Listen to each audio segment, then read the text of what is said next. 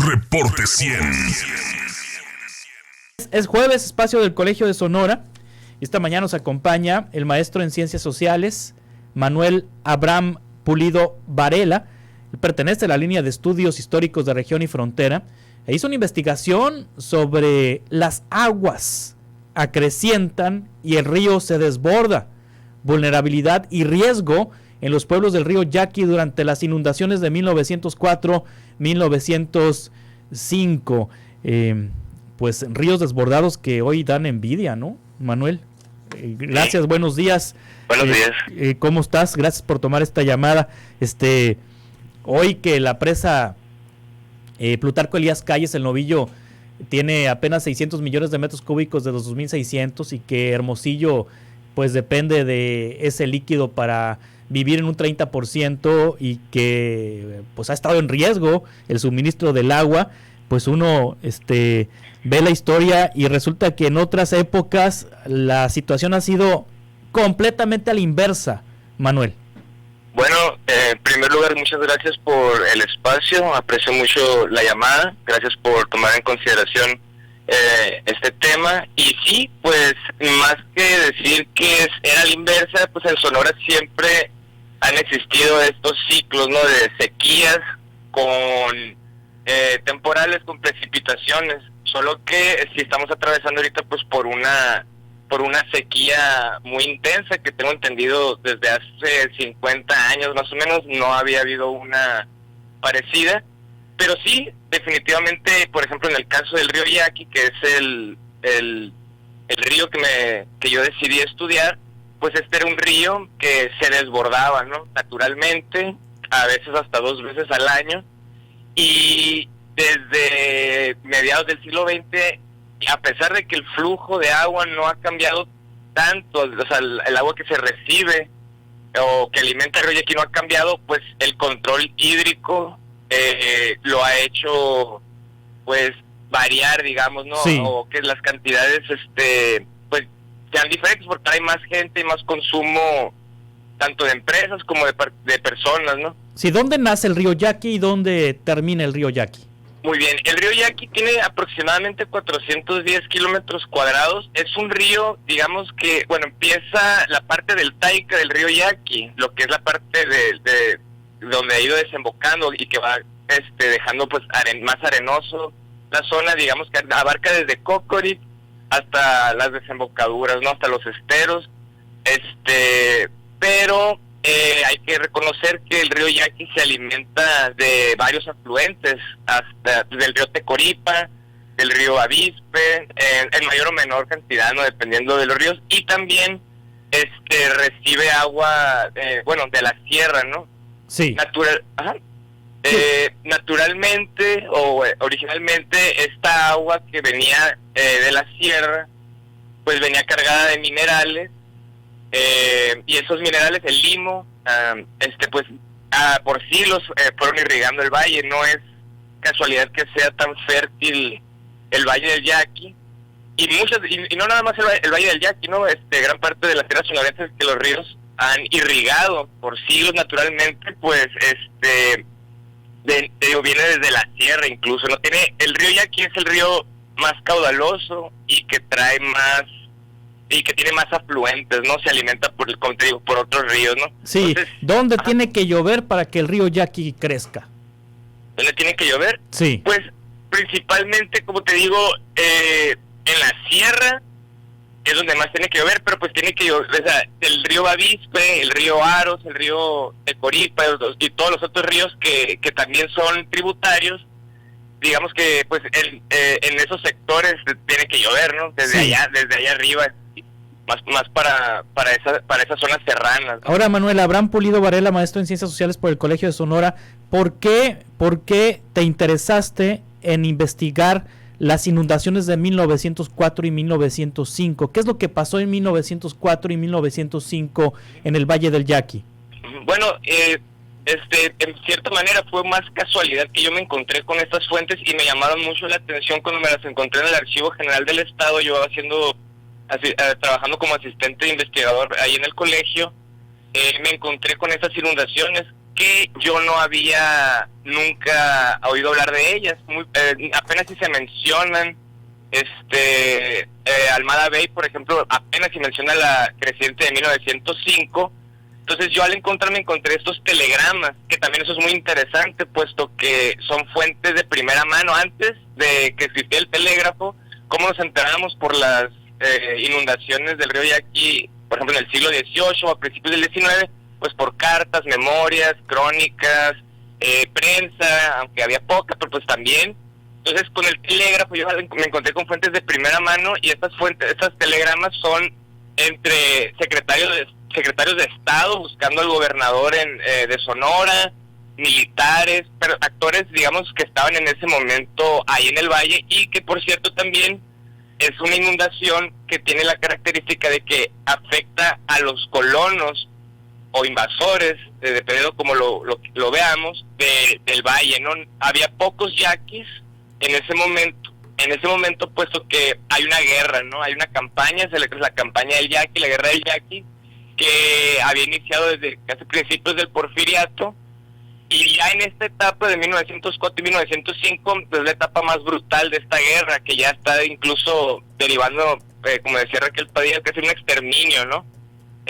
A la mayoría de los yaquis estaban deportados en Yucatán o en otras partes del país o del mundo, y los pocos que estaban en el valle o estaban levantados, alzados, escondidos, luchando, más las personas tierras del gobierno. Esta investigación me hizo irme siempre pues más hacia atrás, no es lineal, ¿no? Hay muchas cosas que se conectan. Entonces esta inundación se da en el contexto del Porfiriato, cuando como te digo, colonos extranjeros y nacionales pues están ocupando el valle, y hay una ocupación militar también, ¿no? Sí. De hecho, Ciudad Obregón apenas estaba fundando, ¿no? En 1905, Ciudad Obregón. Entonces, podemos decir que Ciudad Obregón, que el municipio de Cajeme nació a partir de una inundación, entonces. Pues, fíjate, hay una empresa, hubo varios proyectos que se intentaron conseguir en el Porfiriato, que eran proyectos de irrigación, proyectos hidráulicos, ¿no? Uno de ellos fue una concesión, no sé si yo mandé unas imágenes, me dijeron que las iban a poner ahí, no sé si se puedan ver. Es un mapa donde se le concesiona, ¿no? a esta empresa Sonora and Sinaloa Irrigation Company. Esta empresa, se le dan 550,000 acres, ¿no? de concesión, que son como arriba de 200,000 hectáreas, y había toda una visión de desarrollar el valle, ¿no? Del Yaqui, así, digamos que un poco ambicioso incluso para la época. Y Obregón, Obregón es una ciudad que ya empieza a surgir más en la etapa revolucionaria, ¿no? Sí. Pero sí, definitivamente ya estaba la semilla. A mi forma de verlo, ya existía pues todo este deseo, ¿no? De desarrollar de esa forma el valle, ¿no? Con una infraestructura hidráulica inmensa, y pues estas tierras, obviamente la empresa también iba a concesionar a pequeños particulares parte de estas enormes extensiones de tierra, y querían crear todo un gran espacio, ¿no? Para aprovechar el uso productivo del agua, pero pues obviamente el inconveniente aquí o el conflicto era que pues esta tierra y esos ríos no estaban baldíos, ¿no? Como decían, o como lo querían hacer ver. O sea, pues está la etnia yaqui, y pues es la razón, una de las razones por las que no se pudo desarrollar rápidamente este proyecto fue por la guerra, pero también el hecho de las inundaciones. No era rentable, no se menciona. Yo busqué información en la prensa de la época y no se habla mucho sobre estas inundaciones. ¿Por qué? Porque pues ellos estaban tratando de hacer rentables, ¿no? Que se colonizara el valle. Entonces el hecho de que hubiera inundaciones también cada cierto tiempo y que hubiera destrucción, precisamente por eso fracasa la Sonora and Sinaloa Irrigation Company.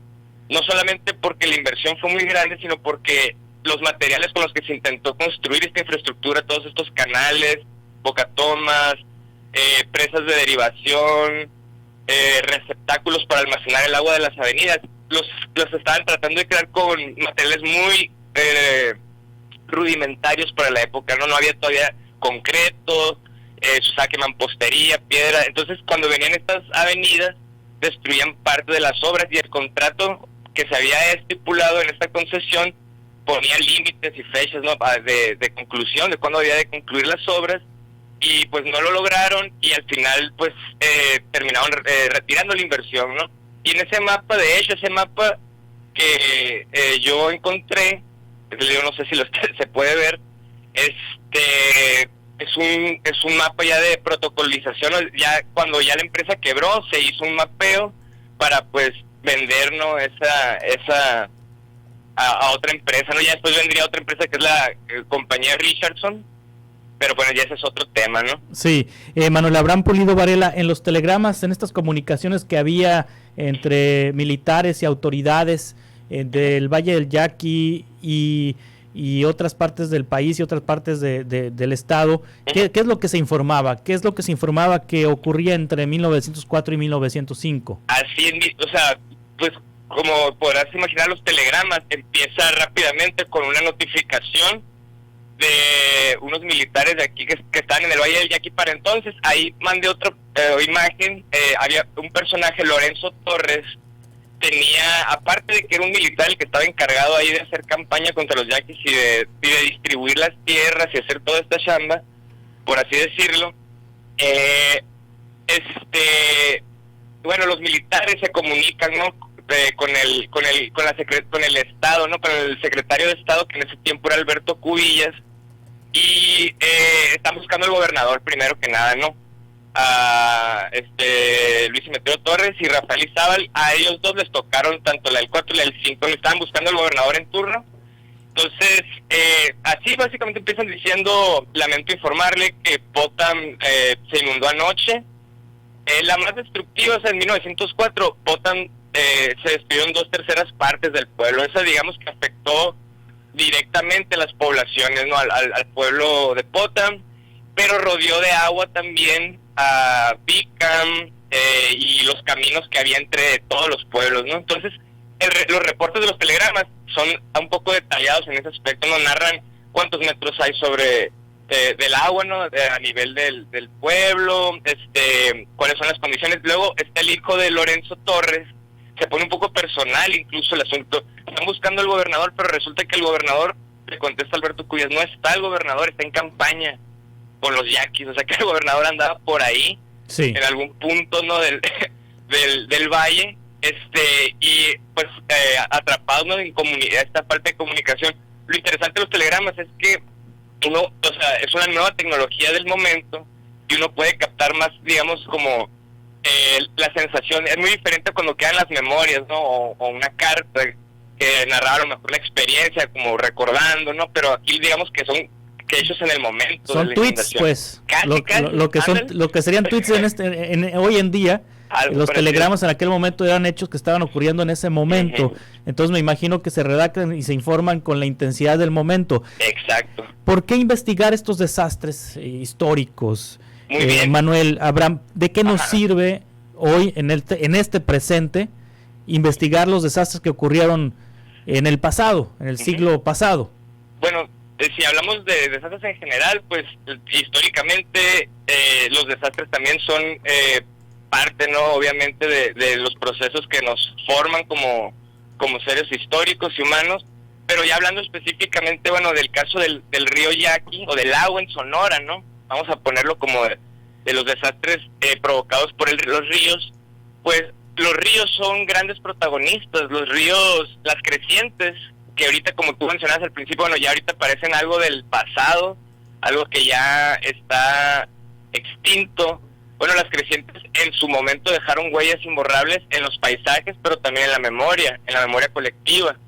Y con lo anterior, pues solo quiero decir que un desastre es histórico en la medida que transforma no solo estos paisajes, sino las conciencias y los procesos sociales, ¿no?, sean políticos, económicos o culturales. Y hay desastres que pueden parecer invisibles, como te digo, este desastre, no hay mucha información más que primaria, no hay, no se ha escrito mucho, pues, por otros colegas.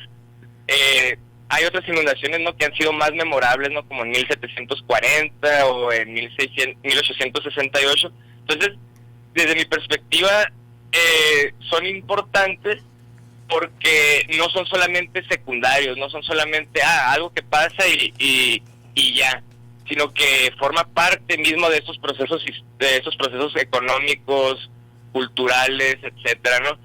Y bueno, al decir que se transforman las conciencias y los procesos sociales, quiere decir que también las personas vamos aprendiendo o desaprendiendo. Por ejemplo, aquí, en este momento, ya por el presente, simplemente con lo que está pasando en este momento en el Valle del Yaqui, no es la primera vez que hay proyectos que causan, ¿no?, pues desazón entre los yaquis y el Estado, ¿no? Entonces no es algo que haya concluido tampoco.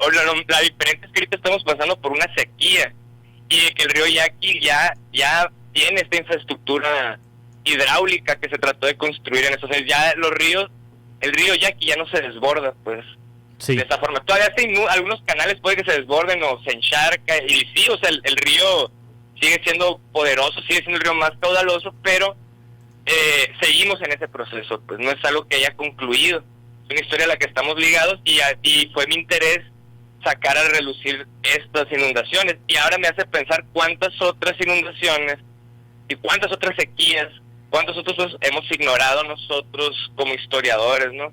Por el hecho de centrarnos solo en así como antes nos centramos en los grandes personajes de la historia, ignorábamos a los subalternos, o a las voces, a las personas sin voz en la historia. Pues lo mismo con estos desastres, ¿no? O con las epidemias, con las viruelas, como Irán Félix, ¿no?, y Marcos Medina, que investigan estas epidemias invisibles, ¿no? Una epidemia de viruela en 1869, que no está tan marcada o tan recordada como otras epidemias, ¿no?, como la de fiebre amarilla, que también trabaja Irán. Entonces, no es nuestro trabajo buscar entre estos aparentemente procesos o eventos insignificantes, encontrarles un sentido histórico. Sí. Y eso es lo que yo quise hacer. Ajá. ¿Dónde podemos encontrar esta investigación? Manuel Abraham Pulido Varela, maestro en Ciencias Sociales por el Colegio de Sonora. Sí, pues por el momento esta investigación se puede encontrar en el depositorio de la biblioteca del Colegio de Sonora.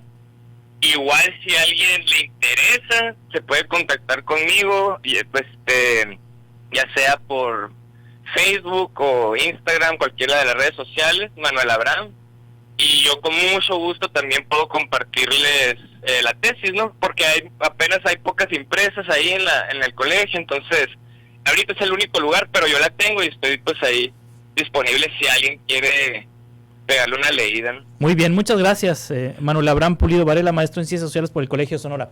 Estamos en contacto. Hasta pronto. Bye. Reporte 100.